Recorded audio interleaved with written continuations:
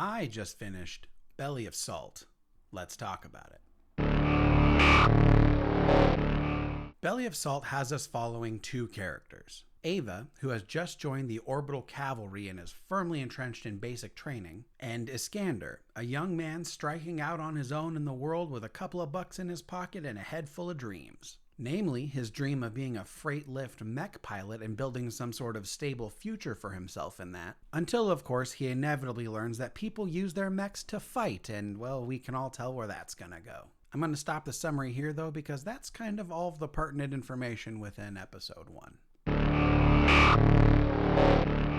I think it's very good. And as I and the cover mention, this is only episode 1. And it truly does feel like the first episode of an Amazon or HBO exclusive show.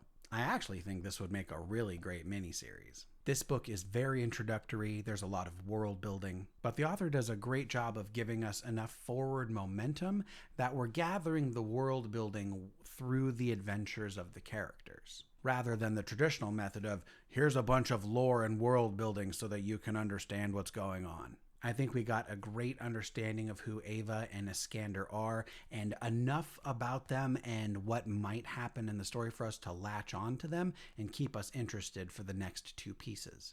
From what I can gather, this is all taking place in the not too distant future on some other planet in the galaxy, but not Earth. And pieces of this do have a little bit of that used future vibe where Ava gets to boot camp on a bus.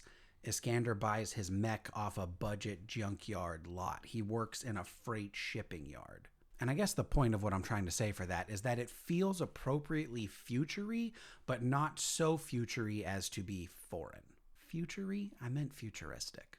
And I think that works to great effect in making this very accessible to people who might be a little off-put by sci-fi initially. The only thing that's picking at me so far is that as fun as this brief 120 pages was, a lot of these plot lines feel familiar to me. I think I've seen these stories in other places. But this is only the first episode, so I will withhold that judgment until I get through all three and we actually see where things end up. But first glance,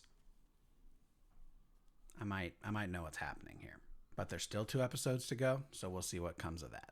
Overall, I really enjoyed Belly of Salt, and I'm looking forward to reading the next 2 parts. But because this is the first part of a series, and with that comes the thing where we get a lot of questions, but we don't get a lot of answers, I'm going to give Belly of Salt 3.5 out of 5 hammers. But once I finish the whole storyline, we'll circle back and give the collective story a rating. And before anyone jumps on like a 3.5 is bad, I don't mean that it's bad, I just mean that this book is serving a function in a greater whole, and because of that, it's handicapped in certain ways. So in this instance, and really in all instances, 3.5 is not a bad rating.